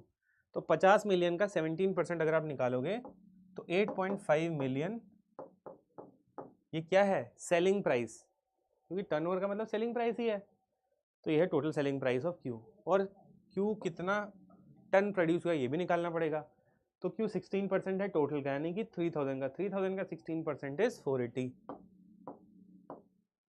ये हो गया Q का डेटा। ऐसे ही आपको R का डेटा लिखना पड़ेगा, राइट। अब R का टर्नओवर देखो, R accounts for 18% of total production, 20% of turnover. Turnover 50 है, 50 का 20% इज 10 मिलियन, एंड R कितना है 18% ऑफ टोटल प्रोडक्शन, तो 3000 का 18% इज 540। S कितना है, S accounts for 20% of total production and 25% of turnover. Turnover है 50, 50 का 25% is 12.5 million, right. And S कितना प्रोड्यूस हुआ है, 20% ऑफ प्रोडक्शन, तो 3000 का 20% इज 600। एंड फाइनली अगर हम T का निकालें तो T का क्या दिया हुआ है, 20% ऑफ टर्नओवर यानी कि 10 मिलियन, और कितना प्रोडक्शन है 25% ऑफ प्रोडक्शन, प्रोडक्शन इज 3000, 3000 का 25% इज 750। इन चीज़ों की वैल्यू मुझे निकालनी है, राइट। अब देखो आप सोचोगे कि ये तो चार चीज़ें कैलकुलेट करनी पड़ेंगी, पॉइंट्स में आएगा आंसर। सबसे पहले मिलियन सब में कॉमन है, मिलियन सबसे हटा दो, ठीक है। अब अप्रॉक्स वैल्यू निकालना स्टार्ट करो, ठीक है। सो अगर मैं सबसे पहले Q को देखता हूँ तो 85/48 है। एक बार के लिए इस 0.5 को भूल जाते हैं, तो 88/480 कितना आएगा लगभग, ये आपका 1/60 होना चाहिए, यस और नो। अगर यहाँ पे 8.5 की जगह सिर्फ 8 होता तो 8/480 वुड हैव बीन 1/60, लेकिन यहाँ पे 0.5 भी है, तो यानी कि ये 1/50 समथिंग होगा, यस और नो। किसका है ये, Q का है। अब हम R का देखते हैं, R इज 10/540, यानी कि ये होगा 1/54। अब R का 1/54 आ गया, Q का भी 1/50 समथिंग आ रहा है, तो यानी कि Q तो हमें निकालना पड़ेगा थोड़ा पॉइंट तक, यस और नो। S का देखते हैं, S है 12.5/600, तो 12.5 अगर यहाँ पे नीचे 100 होता तो 1/8 आता, तो इसका वैल्यू आएगा 1/48। कैसे, देखो मैंने कैसे निकाला, ये 12.5 इंटू 8 100 होता है, तो थोड़ी बहुत कैलकुलेशन वाली चीज़ें अगर आप याद रखोगे आपका काम बहुत आसान होगा। अगर यहाँ पे 12.5/100 होता तो कितना आता, 1/8, क्योंकि 12.5 इंटू 8 इज 100, तो 1/8 आता, लेकिन यहाँ पे 6 भी है, तो 6 मल्टीप्लाई होगा 8 से 1/48, ये S की वैल्यू आ गई। और T की वैल्यू 10/75 750, यानी कि T की वैल्यू होगी 1/75। आपसे क्या पूछा है, highest selling price per ton किसका होगा, तो ऑब्वियसली देखो सबका जो न्यूमरेटर है वो 1111 है, तो जब आपका न्यूमरेटर फिक्स हो जाता है तो जिसका डिनोमिनेटर सबसे बड़ा होता है वो सबसे कम होता है। सबसे बड़ा डिनोमिनेटर किसका है, T का है, 1/75, इसकी वैल्यू बहुत कम होगी, तो ये तो हाईएस्ट नहीं देगा। और ये 1/50 समथिंग आएगा, ये 1/54 पॉइंट समथिंग आएगा, 1/48 सबसे छोटा डिनोमिनेटर किसका है, S का। सबसे ज़्यादा जो सेलिंग प्राइस पर टन होगा वो SC का होगा, तो बिना कुछ ज़्यादा कैलकुलेट करे S is my answer, isn't it, yes और नो। तो this is how you have to calculate it, okay. तो अगर आप थोड़ी बहुत चीज़ें सीख जाते हो, है ना, जैसे कई बार ऐसा होता है क्वेश्चन में 33.33 लिखा होता है, तो उसको 1/3 लिखने से चीज़ें आसान हो जाती हैं, rather than taking it ahead in the question is 33.33. ठीक है, fine, we are done with the second one as well. Let's come to the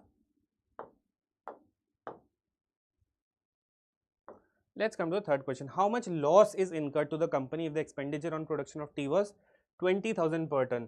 तो लॉस कितना आया टी में, एक्सपेंडिचर टी का है 20,000 पर टन, तो सबसे पहले निकालोगी टी पे खर्चा कितना हुआ. टी 25% ऑफ टोटल प्रोडक्शन निकालता है, तो 25% ऑफ 3,000 यानी कि कितना हो जाएगा 1/4, 750 टन्स तो टी प्रोड्यूस होगा, और एक टन पे कितना एक्सपेंडिचर है 20,000, तो 20,000 को यहाँ लिखिए, कितना आएगा 150 इंटू 10 की पावर 5, राइट. तो 1 10 100,000 1 2 3 4 5, या फिर हम कह सकते हैं 15 इंटू 10 की पावर 6. 10 की पावर 6 होता है मिलियन, तो इसको हम लिख सकते हैं 15 मिलियन, राइट. तो टी पे जो टोटल हमारा एक्सपेंडिचर है, expenditure on T, that is 15 million. और टी का टर्नओवर कितना होगा, उससे मुझे क्या मिलेगा, टी ने कितनी कमाई की है, या फिर उसका रेवेन्यू कितना है, या फिर उसका सेलिंग प्राइस कितना है. तो 50 million was the total revenue. T 20% of the turnover लाता है, यानी कि टी ने कितना रेवेन्यू जनरेट किया, 50 मिलियन का 20% यानी कि 10 मिलियन. तो 10 मिलियन टी से हमें मिला है और हमने खर्चा किया 15 मिलियन, तो कितने का डिफरेंस आया 5 मिलियन का. ये 5 मिलियन मेरा लॉस है. Option A is my answer. I hope this is clear. Again not very difficult. Yes और no? Okay, let's go to the next one. What percentage of turnover R has to turnover of T? तो turnover of R कितना होगा, देखो turnover total है 50 million, R उसका कितना percent ले रहा है, R account for 18% of production and 20% of turnover, तो 50 का 20% इज 10 मिलियन, तो R का जो टर्नओवर है वो है 10 million. Turnover of T 50 million का, T कितना है 20% ऑफ द टर्नओवर है, तो 50 मिलियन का 20% अगेन 10 मिलियन, तो दोनों का टर्नओवर 10 मिलियन है. तो आप बच्चे यहाँ पे कंफ्यूज हो जाएंगे कि ये कैसा डेटा है. 10 का कितना परसेंट है, 100% है. Option A is the answer. आपसे पूछा है what percentage of turnover of R has to turnover of T. या फिर अगर यहाँ पे 10 नहीं आ रहा होता तो हम इसकी इक्वेशन कैसे लिखते हैं, व्हाट परसेंटेज ऑफ आर, तो आर का x% is equal to T. R का कितना परसेंट, तो आप आर का x% निकाल करके इक्वल टू टी करते, तो उस केस में अगर कुछ यहाँ पे अलग होता तो आपका x का वैल्यू निकल आता, बट यहाँ पे दोनों सेम है, तो ऑब्वियसली आर जो है 10 मिलियन है, टी भी 10 मिलियन है, दोनों बराबर हैं. तो कितना 10 का 100% लोगे तभी तो 10 आएगा, है ना. या फिर आप इसको ऐसे करते कि 10 मिलियन का कितना परसेंट, तो suppose x% is equal to 10, तो 10 से 10 करता, x की वैल्यू आती 100%. That is the answer. Okay, I hope this is clear. This is an easy question. Let's come to the next one now, which is fifth. What is the average selling price per ton of all the products taken together? बहुत अच्छा question है. यहाँ पे बच्चे होंगे confuse. यहाँ पे बच्चे ऐसा कर सकते हैं, सेलिंग प्राइस पर टन हर एक प्रोडक्ट का निकालें, PQRST का, फिर उसे 5 से डिवाइड करें क्योंकि 5 प्रोडक्ट्स हैं. नो, ऐसा नहीं करना है. जब आपसे बोल दिया गया है average selling price per ton of all the product taken together, all the products को ले रहे हैं, तो हम पूरा का पूरा टर्नओवर ले लेंगे, पूरा का पूरा प्रोडक्शन ले लेंगे. बताइए टोटल प्रोडक्शन कितना है, एवरेज सेलिंग प्राइस यानी कि टर्नओवर निकालेंगे. सबसे पहले हम टोटल टर्नओवर है 50 मिलियन, तो 50 इंटू 10 की power 6 is my turnover, and total production कितना है 3000 tons, right. Average selling price per ton आपसे पूछा है, तो बहुत इजी है, तो है ना. 3 0 से इसके 3 0 कटेंगे 3, तो 50,000 divided by 3, 50,000 divided by 3 is 166667 something and so on. So option D is my answer. That's it with the question. Not very difficult. Simple सा आपको कैलकुलेशन करना है, you will be able to get the answer. I hope you learned a lot through this. We'll go to the next set now. We need to finish 2 more and that's it. Set 4. ये बहुत ही अच्छा set है, इसमें बहुत points है confusion के. I would suggest कि सबको ये करना चाहिए. ठीक है. What is this, A leading builder in Mumbai has 5 ongoing projects A, B, C, D, E in which there are 2 BHK and 3 BHK flats for sale. Okay तो यानी कि 5 प्रोडक्ट चल रहे हैं A, B, C, D, E और हर एक project के अंदर 2 BHK फ्लैट भी है 3 BHK भी है, तो A के अंदर भी 2 BHK 3 BHK होंगे, सबके अंदर होंगे, right. In project A there are total of 600 flats. ठीक है, बता दिया हमें, which is 20% more than total number of flats in project E. In project C and D, the total number of flats are 50% more and 80% more than in project E. Project B has 50 flats less than D. Okay. So हमें क्या बताया है, flats का bifurcation बताया हुआ है. ठीक है, तो इसका डेटा कैसे बनेगा, कैसे इसके डेटा को एक जगह रखें. ऑब्वियसली सबसे पहले मैं क्या करूँगा, मैं लिखूँगा A, B, C, D, E and यहाँ पे मैं लिखूँगा अपना टोटल. ओके एंड मैं बनाऊंगा अपनी एक टेबल जिसके अंदर भरूंगा डेटा, जिसके अंदर ए के होंगे 2 BHK फ्लैट्स और इसके होंगे 3 BHK फ्लैट्स, राइट.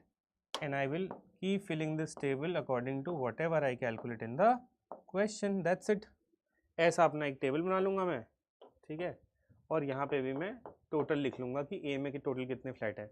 तो सबसे पहले तो हमें टोटल लिखना ही पड़ेगा ऑब्वियसली, बिकॉज हमें दिया क्या है सबसे पहला clue, in project A there are total of 600 flats. तो मैं टोटल 600 फ्लैट्स ए में लिख दूंगा, which is 20% more than total number of flats in project E. अब तो ये आप कर ही सकते हो. प्रोजेक्ट ई का जो फ्लैट है वो एक्स मान लो, एक्स का 20%, मैं करके दिखा देता हूँ. सपोज प्रोजेक्ट ई में ई फ्लैट्स हैं, उसका 20% ज़्यादा, यानी कि उसको आपको मल्टीप्लाई करना पड़ेगा 1.2 से, एंड आपको कितने मिल जाएंगे 600 फ्लैट. और यहाँ से आपको ई की वैल्यू मिलेगी 600 बाई 1.2, दैट मीन्स 500. तो ई में कितने फ्लैट्स हैं 500, तो ई में मैं लिख देता हूँ 500 flats. Okay, then in project C and D the total number of flats are 50% more and 80% more than in project E. Project E में है 500 फ्लैट, तो सी में कितने हैं 50% ज़्यादा. इसका 500 का 50% ज़्यादा यानी कि 500 इंटू 1.5, तो यानी कि यहाँ हो जाएंगे 750 फ्लैट्स. और डी में हो जाएंगे 80% मोर देन इन प्रोजेक्ट ई. तो किसी चीज़ को 80% बढ़ाना है तो उसको 1.8 से मल्टीप्लाई कर दो, तो 500 इंटू 1.8 इज 900, तो डी में होंगे 900 फ्लैट्स. और फाइनली क्या बोला है, project B has 50% less than D. तो डी में है 900 फ्लैट, बी में होंगे इससे 50 कम यानी कि 850. मुझे टोटल नंबर ऑफ फ्लैट्स पता लग गया है. इसके आगे मुझे क्या करना चाहिए, The difference between the number of 2 BHK and 3 BHK sold in project A, B, C, D, E are 39, 83, 182, 110, 24 respectively, whereas the number of 3 BHK sold in each of these projects as a percentage of 2 BHK sold in them is 85, 80, 48, 75, 90. वैसे लगता है कि बहुत ज़्यादा data दिया हुआ है आपको, लेकिन इतना ज़्यादा डेटा है नहीं. The difference between number of 2 BHK and 3 BHK sold in project A, देखो ये जो आपको दिया हुआ है ना, ये टोटल नंबर ऑफ फ्लैट थे सिर्फ, है ना. देखो दीज आर फॉर सेल, ये जो मैंने लिखा हुआ है टेबल में, these are the flat for sale. ठीक है, ये टोटल नंबर ऑफ फ्लैट्स दिखा रहे हैं. लेकिन अब हमें क्या बोला जा रहा है, difference between number of 2 BHK and 3 BHK sold in project ए. तो ये सोल्ड वाला डेटा है, इसको हम अभी नहीं लिखते अपनी टेबल के अंदर. ठीक है, whereas the number of 3 BHK sold in each of these projects as a percentage of 2 BHK sold in them is 85, 80, 48, 75, 90 respectively. Fine. हमसे क्या पूछा गया, what is the total number of 2 BHK sold in the project in which the maximum number of 3 BHKs were sold. तो यानी कि इसके लिए मुझे सबके 3 BHK फ्लैट्स निकालने पड़ेंगे. ये देखना पड़ेगा सबसे ज़्यादा 3 BHK कहाँ सेल हुए हैं और फिर उसका 2 BHK निकालना पड़ेगा. Yes or no? तो how will you do it? Think.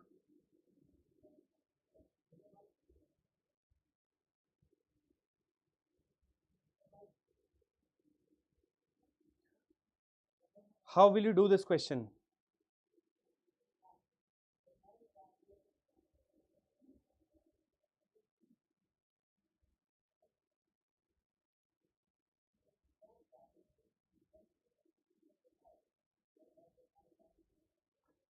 Come on, try to think.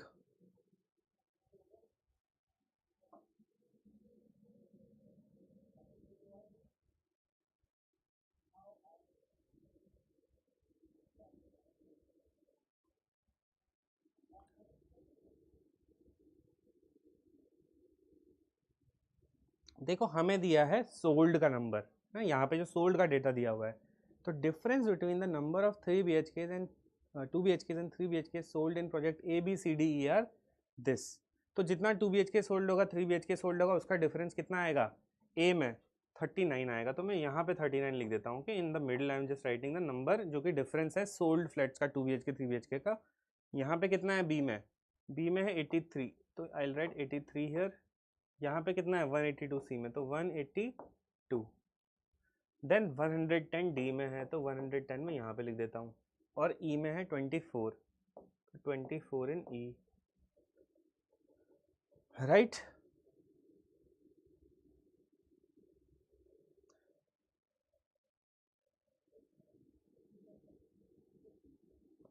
C one of the questions in this can be done very easily. अगर आप कंफ्यूज भी होते हो, always look for such questions जो आपको current amount of data से answer कर सकते हो। क्वेश्चन 2 देखिए, what is the total number of flats being constructed in project B and C together. तो बी में 850, सी में 750, टोटल हो जाएगा 1600। Option D will be my answer. Yes और नो। अब देखिए ये मुझे दिया हुआ है पहले तो। सेकेंड चीज मुझे क्या दे रखी है, सेकेंड मुझे दिया हुआ है whereas the number of 3 BHK sold in each of these projects as a percentage of 2 BHK sold। तो यानी कि हम जो 2 BHK होगा उसको कुछ अज्यूम करेंगे, उसका कुछ परसेंटेज निकालेंगे and that will be equal to 3 BHK sold, right. तो मैं मान लेता हूं अगर ए में अगर कितने एक्स 2 BHK अगर सेल हुए हैं, तो ए में 3 BHK कितने सेल हुए होंगे, 85% ऑफ दिस एक्स, ठीक है। तो किसी चीज़ का 85% निकालने के लिए क्या करते हैं, उसको 0.85 से मल्टीप्लाई करते हैं। सिमिलरली मैं यहाँ पे इसको y मान लेता हूँ, 2 BHK सोल्ड इन बी। तो 3 BHK सोल्ड इन बी क्या हो जाएगा, 80% of this y, that means 0.8y। Then C में क्या है आपका, अगर मैं यहाँ पे z इसे ले लेता हूँ number of 2 BHK sold in C, तो मेरा 3 BHK सोल्ड इन सी क्या आएगा, 0.48 ऑफ z, यानी कि 48% ऑफ z। देन 75 एंड 90, तो मैं अगर इसे P ले लेता हूँ, D में 2 BHK P है, तो 3 BHK कितने सोल्ड हुए होंगे, 0.75 P। Q अगर 2 BHK सोल्ड है E के अंदर, तो 90% 3 BHK सोल्ड हुए होंगे, तो 0.9 Q। मैंने अपना डेटा लिख लिया है, सोल्ड का डेटा लिख लिया है मैंने, ठीक है, 2 BHK और 3 BHK का। अब इससे मुझे क्या मिलेगा, देखो मैंने क्यों किया ऐसा, और कुछ तो इस सेट में दिया नहीं था सोल्ड के अराउंड, है ना। बाकी सब कुछ जो हमें दिया हुआ था वो लास्ट कॉलम का डेटा वो टोटल नंबर ऑफ फ्लैट्स का था, लेकिन हमें तो सोल्ड के डेटा से मतलब है, क्योंकि इस पूरे 3 लाइन्स के अंदर सिर्फ सोल्ड का बताया हुआ था। तो आप एक चीज़ सोचिए कि 2 BHK सोल्ड यहाँ x है, यहाँ 0.85 x है, और जो 39 था ये डिफरेंस था 2 BHK और 3 BHK का। तो अगर मैं x और 0.85 x का डिफरेंस निकालूंगा तो वो कितना आएगा, 39, यानी कि 0.15 x कितना आएगा, 39, और x की वैल्यू क्या आएगी, 3900/15, यानी कि x कितना हो जाएगा, 260। तो यानी कि यहाँ कितने फ्लैट बिके होंगे, 260, right. This will be 260 number of 2 BHK sold in A. Similarly अगर आपको ये निकालना है तो y और 0.8y कितना है, 0.2y का डिफरेंस है, 0.2y should be equal to 83 because that is the difference between number of 2 BHK and 3 BHK sold. तो y कितना हो जाएगा, 830/2, दैट मीन्स 415। तो फटाफट पहले x y z इन सब की वैल्यू निकाल लेता हूँ, ये हो जाएगा 415, दिस इज 260, ओके। z और 0.48z डिफरेंस कितना आएगा, 0.52z, और difference of 2 BHK 3 BHK sold कितना दिया हुआ है, 182, तो z की वैल्यू निकाल लो, right. Then similarly P and Q की वैल्यू निकालो। Come on, can you find out the value of Z, P and Q? Please try to find out the value of Z, P and Q।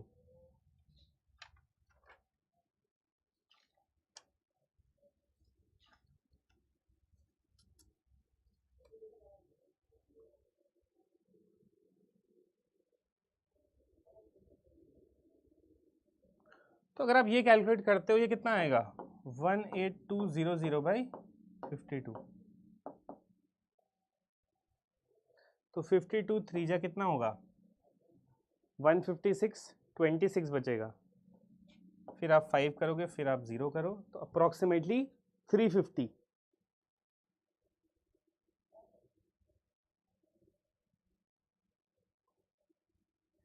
yes or no, z will be 350।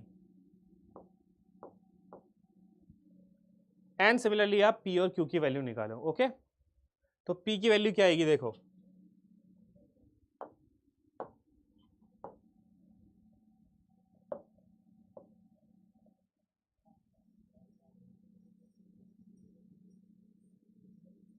I hope ये आपको समझ में आ रहा है। This is the most important set in this entire marathon. Okay,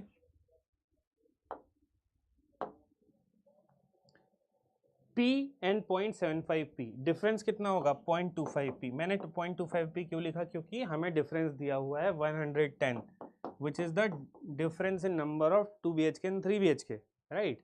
तो P की value अगर आप यहाँ से निकालते हो आपको मिलेगी अप्रॉक्स 440, राइट। एंड Q की वैल्यू निकालिए, कितना होगा, यहाँ पे है 24 the difference between 2 BHK 3 BHK in E, and यहाँ पे है Q और 9Q। Q और 9Q का डिफरेंस होता है 0.1 Q, और 0.1 Q is equal to how much 24। तो Q की वैल्यू आएगी 240। I have the number of 2 BHK sold in each of these flats. अब ये मेरे पास आ गया, तो मुझे 3 BHK सोल्ड भी निकालने हैं। इसके लिए मैं थोड़ा टेबल क्लियर करने के लिए I just erase this difference. Okay, जो डिफरेंस हमारा बीच में लिखा हुआ है, let me just erase this is of no use now. हमने कैलकुलेट कर लिया है एक्स वाई जेड सबका वैल्यू, अब हमें बस we just have to fill the other column. तो I will fill it with the yellow colour. Okay, अगर मैं दूसरे कलर से फिल करता हूँ तो 260 इंटू 0.85 आपको निकालना है, फिर 415 इंटू 0.8 आपको निकालना है, 350 इंटू 0.48 निकालना है, 440 इंटू 0.75 निकालना है, और 240 इंटू 0.9 निकालना है। तो 240 इंटू 0.9 तो बहुत ईजी है, दैट इज 216, राइट। 440 इंटू 75 अगर आप करोगे तो आपको कितना मिलेगा 330 मिलेगा। कैसे किया मैंने, 0.75 को लिख सकते हैं 3/4, 3/4 of 440 is 330, 0.9 simply 0.9 is 9/10, 9/10 of 240 is 216। Similarly 350 का 48% अगर आप निकालते हो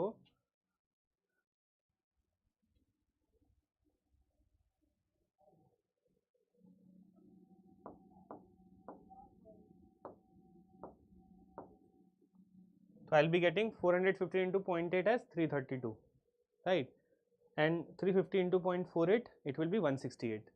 now you simply have to calculate 260 into 0.85,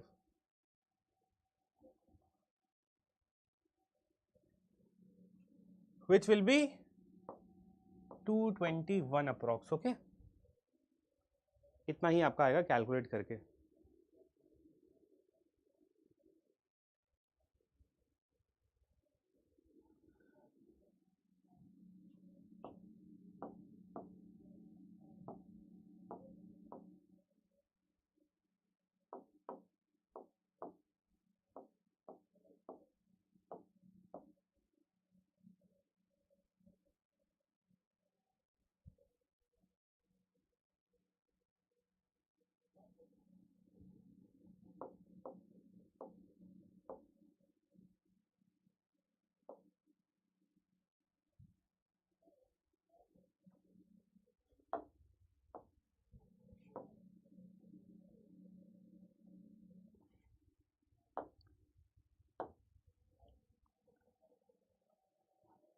So once you do this much, you know the number of 2 BHKs, 3 BHKs sold, right? You have your table. Now the only task is to find out the answers. What is the total number of 2 BHKs sold in the project in which maximum number of 3 BHK are sold? सबसे ज़्यादा 3 BHK sold कहाँ है 332 project B के अंदर। यहाँ पे 2 BHK कितने होंगे 415। Option C is the answer. What is the total number of flats being constructed in project B C together. हम ऑलरेडी आंसर कर चुके हैं, हमारे इनिशियल क्लूज से इसका आंसर आ चुका था। Find the difference between the number of 3 BHK sold in project D and E. तो डी एंड ई में 3 BHK सोल्ड, तो 330 और 216 कितना आएगा 114। Option A is your answer. तो देखिए आपका यहाँ पे कैलकुलेशन बहुत टफ था, लेकिन यहाँ पे जो आंसर्स हैं वो बहुत जल्दी आ रहे हैं, isn't it?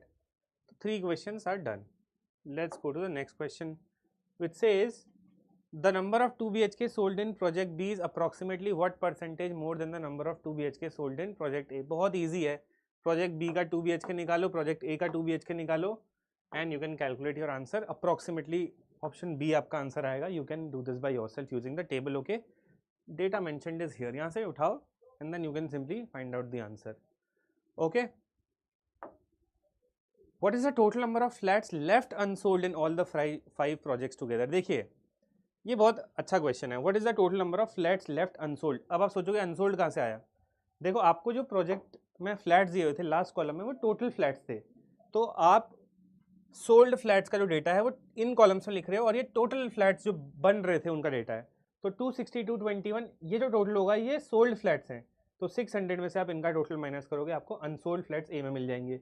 सिमिलरली इन दोनों का टोटल करोगे तो आपको सोल्ड फ्लैट्स इन बी मिलेंगे, 850 से माइनस कीजिए, अनसोल्ड फ्लैट्स मिल जाएंगे। सबका अनसोल्ड फ्लैट्स ऐसे ही निकालना है and finally you will be able to add all of them and get your answer, okay? तो approx let me just check the answer. I think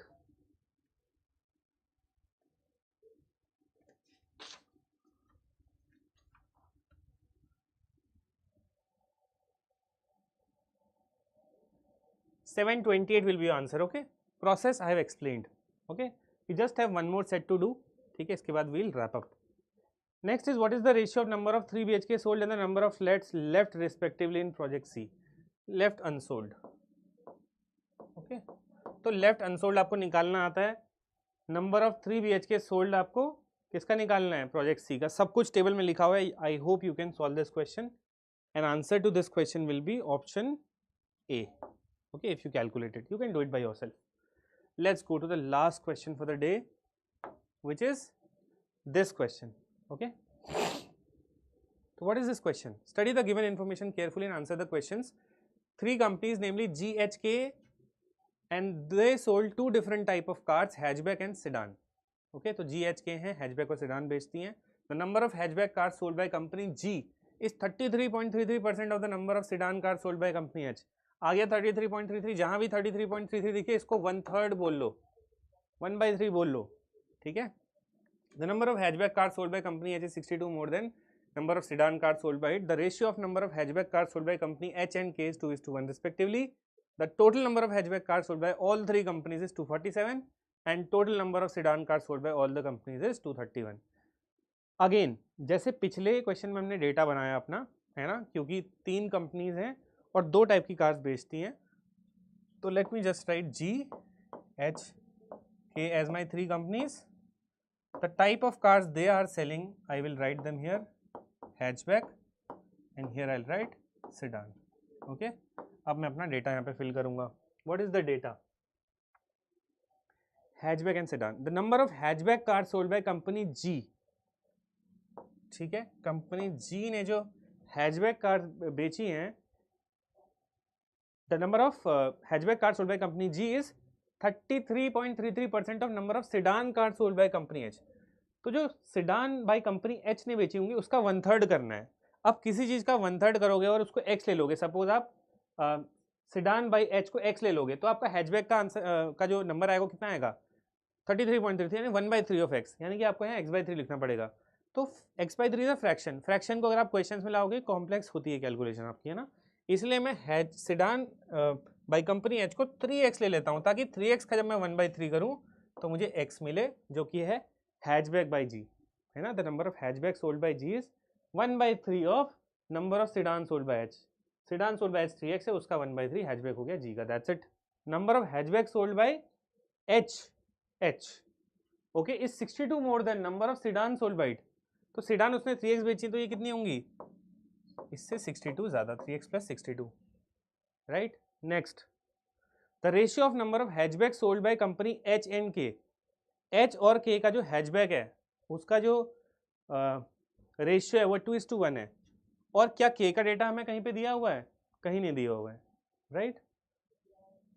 तो H एंड K ने जो हैचबैक बेची हैं, एच ने बेची है 3x प्लस 62 और के का मैं सिर्फ के मान लेता हूँ, ऐसी इसको के मान लेता हूँ, दैट इज 2/1। तो के कितना आ जाएगा, K will be 3x plus 62/2, that means 1.5x plus 31। तो 1.5x plus 31 will be the number of hatchback sold by K, right. The total number of hatchback car sold by all three companies ने जो hatchback बेची हैं उनका total number कितना है 247। तो यहाँ पे लिख लो 247 because this is the total of hatchback by all, and the total number of sedan sold by all the companies is 231। तो ये 231 है, राइट। अब x की वैल्यू मुझे बहुत इजीली मिल सकती है अगर मैं इन सारी इक्वेशंस को ऐड करके 247 के बराबर करूं। तो x 3x कितना होगा 4x 5.5x 5.5x plus 93 should be equal to 247।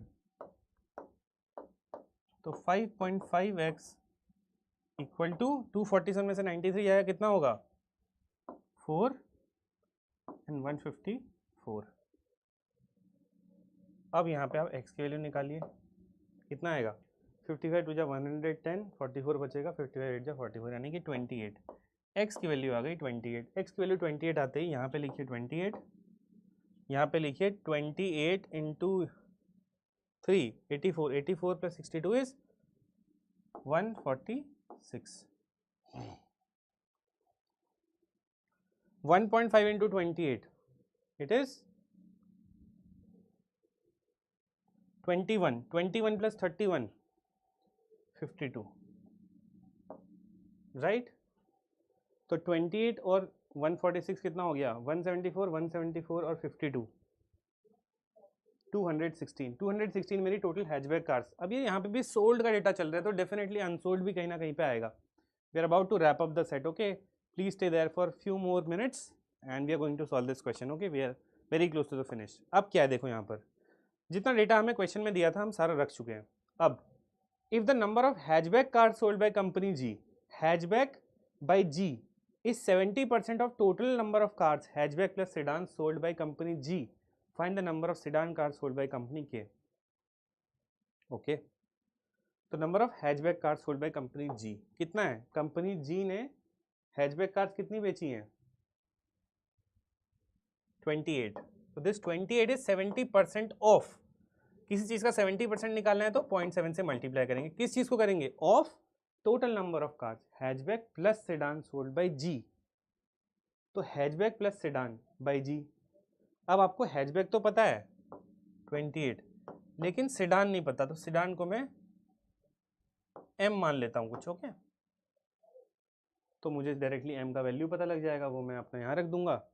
तो व्हाट विल आई गेट 28 यहाँ पे है, 28 इंटू 0.7 यहाँ पे है, तो 28 इंटू 0.7 में से 28 इंटू 1 जाएगा 28 इंटू 0.3 यानी कि 8.4। 8.4 will be equal to 0.7 m, तो m आ जाएगा आपका 12, यानी कि ये कितना आएगा 12। I hope everybody got this. आपसे क्या पूछा हुआ है,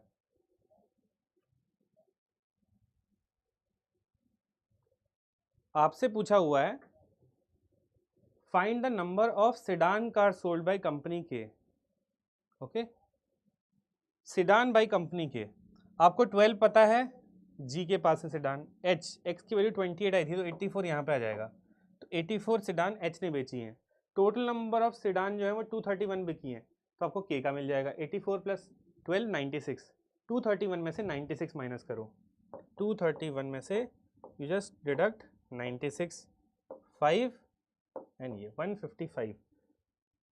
okay I think I have committed a mistake, 22 में से 9 गया 135, तो 135 will be your answer, option C.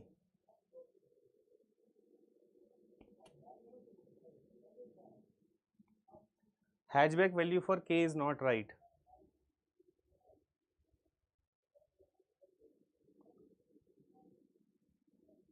Hatchback value for के,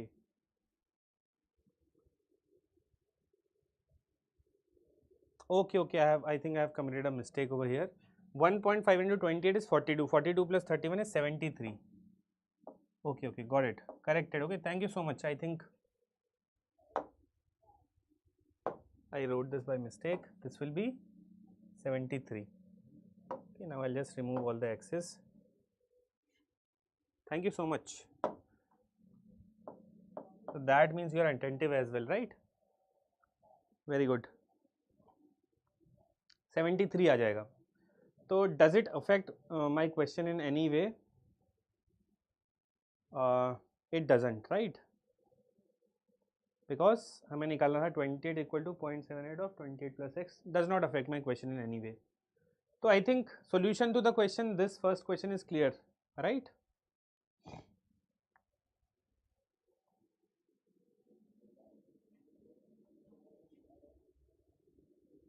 Sedan car sold by company K will be how much? It will be 135 because total sedan का sum करके 231 करना है. 12 84 96 हो गया. 231 में से 96 माइनस कीजिए 135 आता है. That's your answer. Next, the number of hatchback cars sold by company G, hatchback by G 28 is how much less than the number of hatchback sold by K. तो hatchback sold by K कितना है? 73 है. तो 73 से 28 कितना कम है? 45. That's your answer. 73 minus 28, 45. Right? I think this is understood. Very easy question, right? Next question. If 36% of the hatchback cars were sold by company H, then find the number of unsold hatchback cars in company H. जितनी भी hatchback cars हैं आपकी, उनका 36.5% किसने बेचा है? Company H ने बेचा है. तो कंपनी H ने कितना बेचा है? 146. तो टोटल हैचबैक कार्स कितनी होंगी? टोटल हैचबैक कार्स का 36.5%. तो 36.5 क्या होता है? 73/2. तो 36.5% को हम कैसे लिखते? 36.5/100 लिखते. 36.5 upon 100 लिखने की बजाय मैंने लिख दिया 73/2. तो 73 बाई ये हो जाएगा 200. Isn't it? 73/2 36.5 ही होगा. तो मैंने इसको थोड़ा सा इजी करके लिख दिया. और ये कंपनी एच ने बेची है. तो कंपनी एच ने एक्चुअली कितनी बेची हैं? 146 हैचबैक्स बेची हैं. तो this should be equal to 146. 73 से गया 2 टाइम्स. तो टोटल हैचबैक्स कितनी बिकी होंगी? 400. टोटल हैचबैक कितनी प्रोड्यूस हुई होंगी वो है ना, उसका 73% जो है ये बिका है. Isn't it? तो अब हमको करना क्या है? Number of unsold hatchback cars निकालनी है. तो टोटल हैचबैक कार जो कंपनी एच ने प्रोड्यूस करी होंगी वो कितनी होंगी? 400. लेकिन बिकी सिर्फ कितनी है? 146. तो 400 में से 146 हटा दो.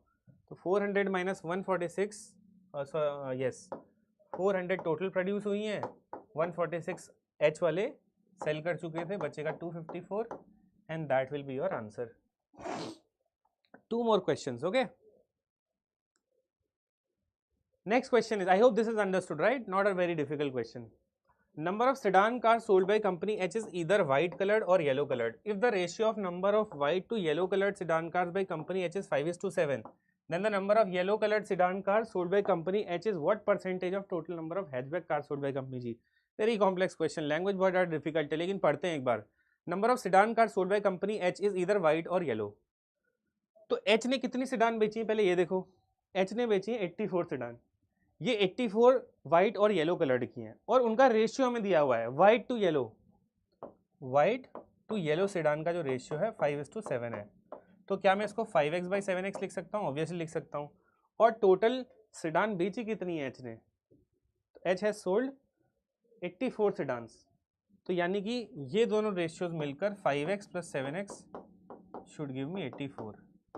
That means x should be equal to 7. x 7 निकल गया. तो व्हाइट कलर कितनी हो जाएंगी? 5 × 7 दैट मीन्स 35. और येलो कलर कितनी हो जाएंगी? 7 × 7 49. इतना मुझे मिल गया है. अब सारा मैंने यहाँ तक कर लिया है. Then the number of yellow coloured sedan car sold by company H. तो कंपनी एच ने कितनी व्हाइट सेडान बेची हैं? अच्छा, number of yellow coloured sedan sold by H. तो 49 बेची हैं येलो सेडान्स कंपनी एच ने. This is what percent? This is What percent means? Suppose X% of number of hatchback cars sold by company G.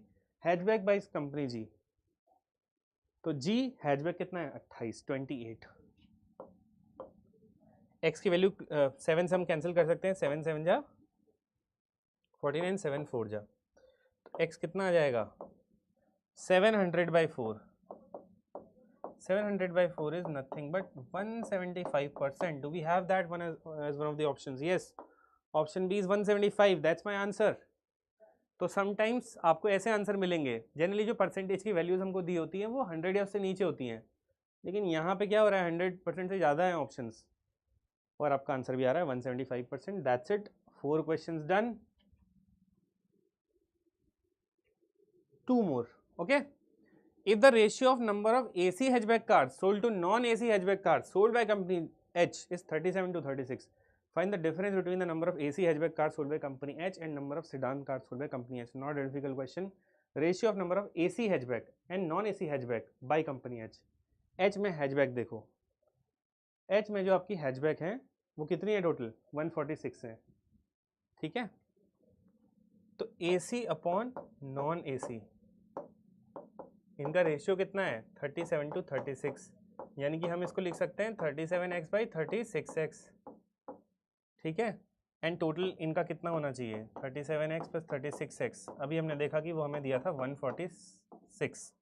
तो 73x will be equal to 146. x will be equal to 2. If x is 2, I know the number of AC cars. 37 into 2, that means 74.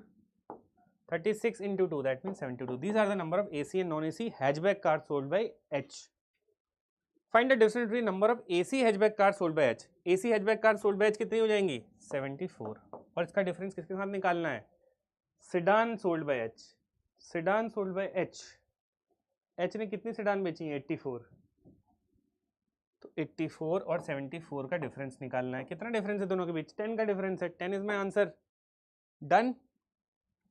Now comes the last question of this marathon, which says find the sum of total number of hatchback cars sold by all 3 companies and the total number of sedan cars sold by all three companies. This is not there, this is 3. Very easy. ये तो सबसे easy है. सब कुछ दे रखा था, ये तो फ्री में दिया हुआ है हमको, है ना. 247, 231 कितना हो जाएगा? 478. ये तो हमें दिया हुआ है हैचबैक सेडान कार्स, ये तो यहीं दिया हुआ है. Sold by all the companies this. 247 आपकी टोटल हैचबैक है. तो कितना हो जाएगा? 478 इज माई आंसर. डन. अब आई थिंक आपको सारे सेट समझ में आए होंगे. नहीं समझ में आए तो प्लीज़ एक बार इस वीडियो को दोबारा देख करके you can solve all the sets in parallel. But कुछ परसेंटेज के यहाँ पे मैं फॉर्मूलाज लेकर के आया हूँ. आई वुड सजेस्ट कि आप इनका स्क्रीनशॉट ले लीजिए. हमने इंस्टाग्राम पे भी पोस्ट किए हुए थे लॉ प्रिपरेशन पेज पे. Okay, law preparation I quanta. And ये कन्वर्जन्स आपको बहुत हेल्प करेंगे. जैसे मैंने लिखा था ना 33.33 is 1/3, ये क्वेश्चन में यूज़ हो गया. Isn't it? Percentage increase use होता है, final minus initial upon initial. ये फॉर्मूलाज आप ले लीजिए. सेकंड सिंपल इंटरेस्ट पे क्वेश्चन हम कल या परसों करेंगे. वेन डायग्राम पे कल या परसों करेंगे.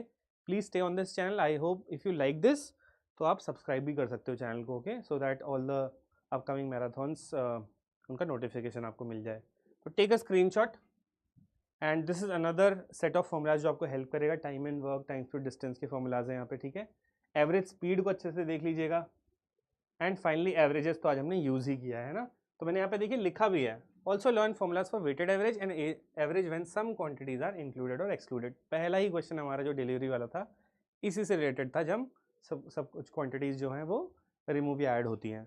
तो that's it with the marathon. I hope you liked it. It was a long one.